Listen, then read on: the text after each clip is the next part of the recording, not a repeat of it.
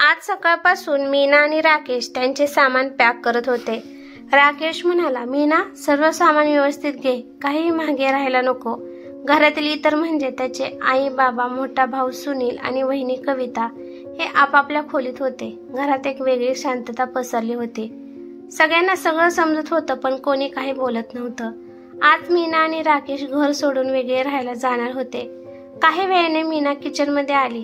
ती तिच्या लग्नात मिळालेले सामान बाजूला काढत होती, भांड्यावरचे नाव बघत होती। तेवढ्या तिच्या सासूबाई किचनमध्ये आल्या आणि कमरेवर हात ठेवून तिच्या जवळ येऊन उभ्या राहिल्या। त्यांना पाहायचे होते की मीना जास्तीची भांडी तर घेत नाही ना। त्या म्हणाल्या, तुझ्या बापाने ट्रक भरून भांडी दिली नव्हती, समोरच्या रॅकवरच तर आहेत की तुझी भांडी। एक एक भांडे घेऊन त्यांच्यावरची नावे वाचत बसू नकोस। मीना काही बोलली नव्हती। तिने पटपट तिची होती तेवढी भांडी पोत्यात भरली। घरात एकदम शांतता होती। कोणीही एकमेकांशी बोलत नव्हते। सर्व सामान पॅक करून झाले। बाहेर टेम्पो आला। मीना आणि राकेश दोघे सासू सासऱ्यांच्या पाया पडायला आले तेव्हा त्यांनी तोंड फिरवले। राकेश म्हणाला, आई बाबा येतो आम्ही। तेव्हा सासूबाई म्हणाल्या, भांडकुदळ आहे तुझी बायको, काही येत नाही तिला। इथे तर काही सांभाळले नाही, तिकडे तर एकमेकांबरोबर नीट राहा। राकेश काहीतरी बोलणार तेवढ्यात मीनाने त्याला काही नको बोलूस असे सांगितले। त्यानंतर ते दोघे कविता आणि सुनील यांना भेटायला गेले। मीना म्हणाली, कविता ताई येतो आम्ही। तेव्हा ती ठीक आहे म्हणाली। सुनील म्हणाला, दोघे नीट राहा, काही लागले तर सांगा। तेवढ्यात कविताची छोटी मुलगी स्वरा मीनाकडे धावत आली आणि मीनाला म्हणाली, काकू कुठे चाललीस तू? मी पण येते। स्वरा मीनाच्या मागे लागली। ती रडायला लागली आणि तिला पाहून मीनाच्याही डोळ्यात पाणी आले। तिला मीनाचा लळा लागला होता। स्वरा खूप रडायला लागली। त्यामुळे मीना म्हणाली, कविता ताई मी हिला नेऊ का थोड्या वेळ? संध्याकाळी पोहोचवून देईल घरी। कविता म्हणाली, नको बाई, यापुढे असे काही करू नकोस। तिला इथे माझ्याजवळ राहायची सवय राहू दे। माझ्या नजरेआड नको जायला माझी मुलगी। आता माझा विश्वास नाही कोणावर। जावीचे बोलणे ऐकून रडत असलेल्या स्वराला सोडून मीना पटकन तिच्या खोलीत गेली। ती खूप रडत होती। राकेश म्हणाला, मी म्हणालो होतो ना विचारून लगेच निघायचे म्हणून, मग कशाला त्या बहिणीला तरी विचारले की मी स्वराला घेऊन जाऊ का म्हणून। मीना राकेशकडे रडवलेल्या डोळ्यांनी पाहत होती। घरचे पण ना वाटेल तसे बोलतात माझ्या बायकोला, कसे काही समजत नाही त्यांना। तिला फार भांडकुदळ खराब मुलगी करून टाकलं, पण खरं तर तिचे एवढं साधं चांगलं कोणीच नाही। जरा तिच्या मनाचा विचार तरी करायचा ना। असो, तसेही या लोकांकडून काय अपेक्षा करणार म्हणा। राकेश मीनाला म्हणाला, पण बरं झालं आपण इथून जात आहोत। रोजच्या भांडणात काही प्रगती नाही, कोणीही राहू शकत नाही या अशा वातावरणात। ठीक आहेस ना तू मीना? हो मी ठीक आहे, असे बोलून मीनाने एकदा खोलीत सगळीकडे नजर टाकली आणि म्हणाली, निघूया का? हो असे राकेश म्हणाला आणि ते दोघेही घराबाहेर आले। त्या चौघांपैकी कोणीही त्यांना सोडायला बाहेरपर्यंत आले नव्हते। काही वेळाने दोघे नवीन घरी आले। आता मीनाचा धीर सुटला। ती रडत होती। राकेशलाही कसं तरी वाटत होतं। तो शांत तिच्या जवळ बसला। अहो आपल्यासोबत असे का झाले? का नाही मिळाले आपल्याला घरच्यांचे प्रेम आणि माया? त्यावर राकेश म्हणाला, जाऊ दे, तू विचार करू नकोस।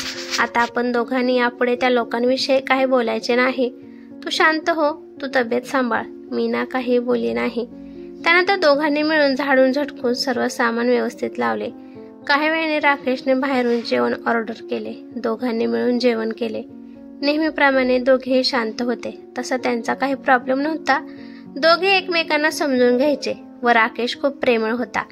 तसेच मीना शांत स्वभावाची, तसेच कामसूही होती।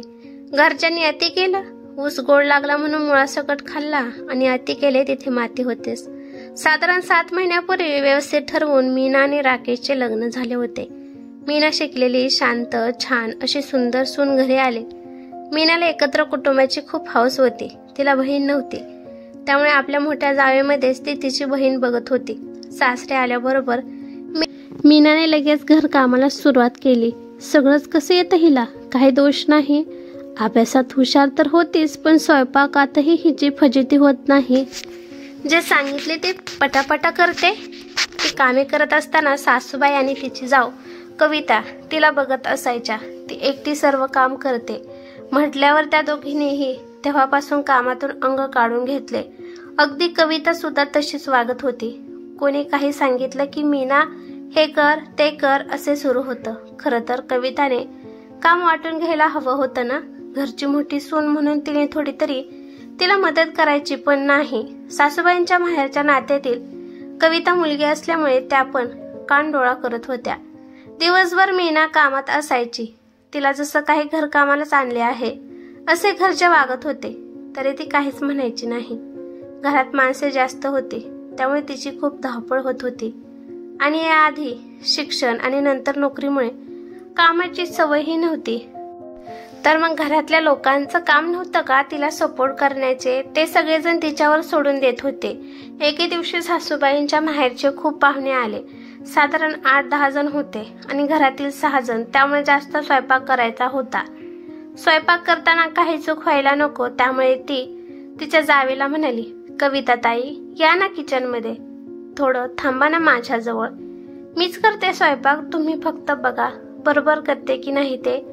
खूप आहे ना स्वयंपाक म्हणून बोलते. यावर तिची जाव म्हणाली, अगं हे काय इतके दिवस मी केलं, आता तू कर, मला काही सांगू नकोस आणि विचारूही नकोस. खरे तर कविताला तिची फजिती व्हायला हवी होती. कविताच्या लग्नाला 5 वर्ष झाले होते. एवढे काय केले होते तिने? म्हणे की इतके दिवस केलं मी, आता तू बघ सगळं. कविता सासूबाईच्या नात्यातील असल्यामुळे तिला सासू जास्त काही कामे सांगत नव्हती. ती सासरे एकदम बिनधास्त होती. असो, शेवटी मीनाने तेवढ्या माणसाचे जेवण बनवले. कविता फक्त आई ते बनवलेले जेवण वाढायला बसली. जेवणानंतरची भांडी मीनाने घासली. संपूर्ण किचन आवरून झाले, पण आता दिवसभर कामे करून रात्री मीनाला ताप भरला. ती खूप थकली होती. ती विवळत होती, पण कोणीही तिची विचारपूस करायला आले नाही. उलट सासू मोठ्या आवाजात म्हणाली, काय बाई आजकालच्या मुली, जरा जास्त कामे पडली की लगेच आजारी पडतात. सासू पुढे म्हणाली, अगं मीना, आणखी किती वेळ झोपणार आहेस? संध्याकाळचा चहा बनवला नाहीस, उठभर आणि पटकन चहा बनवून दे. चहा प्यायला उशीर झाला की मग रात्री लवकर भूक लागत नाही. पण तरीही मीना काही उठली नाही. कशी उठणार होती ती? ती तापाने फणफणत होती. दुसऱ्या दिवशी सकाळी सासू पुन्हा म्हणाली, मीना एवढं काय झाले आहे तुला, उठ पटकन चहा बनव. राकेश तिच्यासाठी औषधे आणायला गेला होता. मीनाला अजिबात उठता येत नव्हतं. सासू म्हणाली, काही काम नको हिला, खूप नाटकं सुरू आहेत. कोणती सून सासरे एवढ्या वेळ झोपते? हे म्हणजे जरा जास्तच होतं. हेच वळण लावले आहे का तुला तुझ्या आईने? असे सासूबाई बडबड करत होत्या. तेवढ्यात राकेश आला आणि आईचे बोलणे ऐकले. तो म्हणाला, आई नेहमी तर मीना न सांगता तिची सगळी कामे करते. काल तुम्हा दोघींच्या माहेरची माणसे आली होती, तरी मीनाला तुम्ही काहीच मदत केली नाही. निवांतपणे तुम्ही दोघी गप्पा मारत बसला होतात. मी काल बोलणार होतो, पण मीनाने मला बोलू दिले नाही.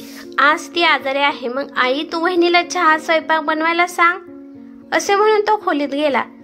त्याची आई मात्र खूप रागाला गेली. खोलीत जाऊन राकेशने मीनाला उठवले आणि म्हणाला, मीना तू आधी ही गोळी घे, ताप कमी होईल, तोपर्यंत मीच तुझ्या नाश्त्याचे बघतो. असे बोलून तो किचनमध्ये गेला आणि मीनासाठी त्याने चहा आणि बिस्किट आणले. तेव्हा मीना म्हणाली, अहो तुम्ही कशाला बनवलात नाश्ता? आता मी बरी आहे, मी करेन सर्व. तेव्हा राकेश म्हणाला, तू झोप जरा, आराम कर आणि आता घरकाम जरा कमी करत जा. मला तर असे वाटते की तू आता लक्ष देऊ नको. तुझ्या जॉबचं बघ आता.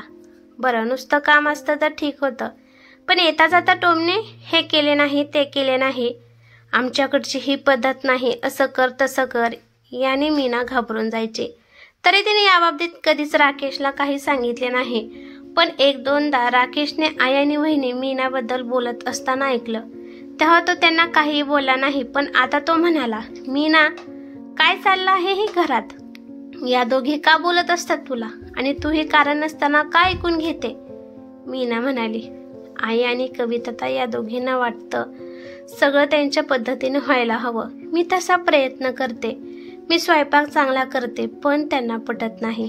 त्यावर राकेश म्हणाला, त्याचा तू विरोध करायला हवा, तू बोलायला पाहिजे, किती सहन करतेस? तू ऐकून घेतेस, त्यामुळेच त्या दोघी सतत तुला बोलतात. खरं तर ज्याने त्याने ज्याचे त्याचे काम करायला पाहिजे, त्या दोघी सर्व काम तुला एकटीला देतात. म्हणतो आईबाबांचे जाऊ देत, पण वहिनीने तरी दादाची, स्वतःची, तिच्या मुलींची कपडे धुवायला हवीत की नाही? बरं, कपड्यांचे तर जाऊ देत, भांड्याचे तसेच आहे. आई ते बनवलेले जेवण जेवतात आणि उठून जातात. तू सगळी जेवलेली भांडी गोळा करून घासत बसतेस. त्यांनाही जर कामे करायला आवडत नाही तर मग घरकाम करायला एखादी कामवाली ठेवायला काय हरकत आहे? आपल्या लग्नाच्या आधी घरात प्रत्येक कामासाठी कामवाली बाई होती. माझे लग्न काय झाले आणि आईने तिला कामावरूनच काढून टाकले आणि आई आता तुला एकटीलाच काम सांगते. हे बघते काही नाही, आता तू पण स्वतः नोकरी शोधायला सुरुवात कर. तुझे एवढे शिक्षण असं वाया जाऊ देऊ नको, असे बोलून राकेश तिला समजत होता. आधीची नोकरी मीनाने या घरापासून लांब पडते म्हणून सोडली होती. आता मीना नोकरी शोधत होती. काम झाल्यानंतर बराच वेळ ती लॅपटॉप, मोबाईल घेऊन बसत होती आणि हेच तिच्या घरच्यांना खटकलं. सारखा मोबाईल हातात असतो, कुणाशी बोलते काय माहिती. मीना जेव्हा कामात असायची तेव्हा कोणी तिच्याकडे लक्ष देत नव्हते आणि थोडा वेळ फोन हातात घेतला की सगळे लगेच बोलायचे. त्यामुळे आता ती या गोष्टीला घाबरून होती. एके दिवशी तिला एका ठिकाणी इंटरव्ह्यूचा कॉल आला, पण घरातले सगळे काम करून निघावे लागणार म्हणून आज मीना घाईत होती. तिची खूपच धावपळ झाली, त्यामुळे 1-2 कामे करायला जमलं नाही आणि ती इंटरव्ह्यूला गेली आणि तिथे ती सिलेक्ट देखील झाली. आल्यानंतर घरातली त्याची वाट बघत होते. स्पेशली तिच्या सासूबाई आणि जाऊबाई तिला खूप बोलल्या. मीनाला नोकरी मिळाल्याचा आनंद सुद्धा त्यांच्याबरोबर शेअर करावासा वाटला नाही. संध्याकाळी राकेश घरी आल्यानंतर तिने सगळं सांगितले. तो खूप खुश होता. तो म्हणाला, खरंच खूप हुशार आहेस ग तू मीना. मला खात्री होती तुला जॉब नक्की मिळेल म्हणून. दोघे जेवायला बाहेर आले तेव्हा सासूने राकेशला खोलीत बोलावलं.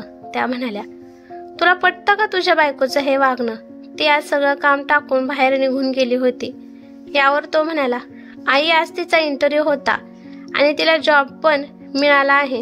पटकन सासूबाई म्हणाल्या, हे कसं शक्य आहे? मग घरकाम कोण करणार? राकेश म्हणाला, हा काय प्रश्न झाला आई? अगं नोकरी महत्वाची की घरकाम? यावर सासूबाई म्हणाल्या, घरचं सगळं आवरून जावं लागेल तिला. यावर राकेश चिडला आणि म्हणाला, तुम्ही दोघे काय करणार आहात मग दिवसभर? नुसतं बसायचं दिवसभर? माझी बायको काम करत राहते ते काही नाही. नसेल होत तर मदतीला घ्या कोणाला तरी. सगळी अपेक्षा माझ्या बायकोकडून करू नका. लगेच सासूबाई म्हणाल्या, तू सगळंच तिच्या बाजूने बोलत आहे. राकेश म्हणाला, माझी बायको साधी आहे, नाही बोलता येत तिला म्हणून मला बोलावं लागतं. मला दिसते ना तुम्ही दोघे किती त्रास देता तिला. त्यानंतर एवढे बोलून राकेश तेथून निघून गेला आणि खोलीत जाऊन मीनाला म्हणाला, आता खूप अति होत आहे, आपण याबद्दल काहीतरी करायला पाहिजे. मीना म्हणाली, काय करत आहात तुम्ही? नका भांडू तुम्ही, मी बोलते ना त्यांच्याशी सावकाश. राकेश म्हणाला, मी तुझं बोलणं बघितलं आहे. एवढ्या 6 महिन्यात तू काही बोलले नाहीस, फक्त सहन करत राहिले. सासूबाई चिडल्या, सोबत जाऊही चिडली आणि म्हणाल्या, ही मीना घरात फूट पाडत आहे, एकाचे 2 करून सांगत आहे. यावर राकेश म्हणाला, नाही मला दिसत नाही का घरात काय चाललं आहे ते? आई आणि वहिनी तुम्ही दोघे अति गैरफायदा घेत आहात तिचा. ती करते तर तिला सगळं काम देत आहात, जरा माणुसकीने वागा. यावर कविता म्हणाली, आता तुमची बायको काम करते तर दिसते. ती येण्याआधी इतके दिवस वहिनी काम करत होती ते बरं दिसत नव्हतं. तेव्हा राकेश म्हणाला, वहिनी मी तुम्हालाही म्हणत होतो की नका करत जाऊ दिवसभर काम, जरा काहीतरी दुसरा छंद जोपासा, नोकरीचं बघा. सांगा बरं, मी तुम्हाला असे बोललो होतो की नाही ते? हो बोलला होतात भाऊजी. मग वहिनी मला सांगा, तरी सुद्धा तुम्ही असं का वागलात? तुम्हाला स्वतःला अनुभव असताना सुद्धा तुम्ही दुसऱ्यांना त्रास दिला का? असं केलं तुम्ही सपोर्ट करायला हवा होता मीनाला. यावर कविता वहिनी काही बोलली नाही. राकेश पुढे म्हणाला, हे मला चालणार नाही, यापुढे घरात माझी बायको एकटी काम करणार नाही. सासूबाई म्हणाल्या, नसेल करायचं तर ठीक आहे, तुम्ही तुमची दुसरीकडे सोय करा, इथे आयते राहता येणार नाही. राकेश म्हणाला, ठीक आहे, आम्ही आमची सोय करू. मग राकेशने घर पाहायला सुरुवात केली. त्यांना त्याच एरियामध्ये थोडेसे लांब छान घर मिळाले. 5 दिवसानंतर मीनाला पण ऑफिसला जॉईन व्हायचं होतं. तिने आधी वेगळं राहायला विरोध केला. ती म्हणाली, अहो आपण वेगळे नको राहायला. मला सगळे नातेवाईक, समाजातील लोक नावे ठेवतील की मी घरात फूट पाडली. पण राकेशला विशेष फरक पडला नाही. तो म्हणाला, आपण इथून जाणार आहोत आणि ते ठरलेलं आहे. हे तुझ्या चांगल्यासाठीच आहे मीना. यापुढे मला कुठल्याच गोष्टीत वाद नको आहेत. आता मीना शांत बसली. नवीन घरामध्ये मीना आणि राकेशला खूप छान वाटत होतं. दोघांचे काम लगेच होऊन जायचं. ती पुढच्या स्पर्धा परीक्षांची सुद्धा तयारी करत होती. मन ही प्रसन्न राहायचे दिवसभर. राकेश मुळातच चांगला आणि समजूतदार होता, त्यामुळे काही अडचण नव्हती. 5 दिवसानंतर मीनाने ऑफिस जॉईन केले. सकाळीच ते दोघांचा स्वयंपाक करून घ्यायचे. छान बसताना बसले होते. त्यांना स्वराची आठवण येत होती. पण काय करणार, काही गोष्टींना इलाज नसतो. आता इकडे सासरे मात्र कविताला सर्व कामे करताना नाकी नऊ येऊ लागले. मीनाचे लग्न झाल्यापासून ती काहीच काम करत नव्हती. तिचे काम करायची सवय मोडली होती आणि आता सासूबाई परत कविताच्या मागे लागल्या होत्या. स्वतः काही करत नव्हत्या, एकटीला सगळं काम देत होत्या. पण यावेळी मात्र सुनीलनेही सगळं बघितलं. त्याला राकेशची बायकोबद्दलची कळकळ समजली. त्याला आठवले की राकेशने त्याच्या बायकोला कसा सपोर्ट केला. त्यामुळे सुनीलने सुद्धा विरोध केला की आता माझी बायको देखील एकटी सगळं काम करणार नाही. त्यामुळे कविताने ही नोकरी पाहायला सुरुवात केली आणि तिला पण एक नोकरी मिळाली. त्यामुळे सासूने आता परत घरात सर्व कामाला कामवाली लावली. कविता ऑफिसला जाताना फक्त भाज्या बनवायची. आता त्यांचंही व्यवस्थित सुरू होतं. पण हे असे व्यवस्थित व्हायला कोणाला तरी घर सोडायची गरज आहे का? जेव्हा सगळे एकत्र असतात तेव्हा सगळे एकमेकांशी प्रेमाने नीट नाही वागू शकत का? एकमेकांचा आधार नाही बनू शकत का? आता सासूबाईला देखील या गोष्टीची जाणीव झाली. त्यांनी 1-2दा राकेशला सांगून पाहिले की या इकडे राहायला, पण आता तो नाही म्हणाला. दुरूनच गोड बरे, आम्ही एकत्र राहणं नको. पण आईवडिलांच्या सारख्या विनंतीनंतर राकेश म्हणाला, तुम्ही प्रेमाने राहणार असाल तरच येतो आम्ही. हे केलं नाही ते नाही चालणार. नाही, घरची जबाबदारी घेऊ आम्ही. आई बाबा तुम्हाला पण सांभाळू, पण कोणीही आमच्या मध्ये करायचं नाही. मीनाला ऑफिस असतं, आम्ही दोघे पुढच्याही परीक्षा देत आहोत. सासू म्हणाली, ठीक आहे. आणि कविताला पण समजलं होतं की एकत्र मिळून काम केल्यावर काम पटकन होते आणि एकमेकींना त्रास पण होत नाही. त्यामुळे ती पण मीनासोबत गोड वागू लागली आणि मग त्या घरात सगळेच एकत्र आनंदाने नांदू लागले. मित्रांनो, जेव्हा त्या मुलीला सगळ्यात जास्त आधार प्रेमाची गरज असते तेव्हा तिला त्रास दिला जातो. कर्म वाईट असेल तर त्याचे फळ पण तसेच मिळेल. त्यांना त्रास होणारच. आपल्याला प्रेम आधार हवा असेल तर आधी प्रेम आधार द्यावा दुसऱ्याला, तरच ती परत येईल आपल्याकडे. काय बरोबर आहे का? ही कथा कशी वाटली ते मला कमेंट करून नक्की सांगा. कथा आवडली तर लाईक शेअर नक्की करा आणि चॅनलवरती नवीन असाल तर चॅनलला सबस्क्राईब करा. धन्यवाद.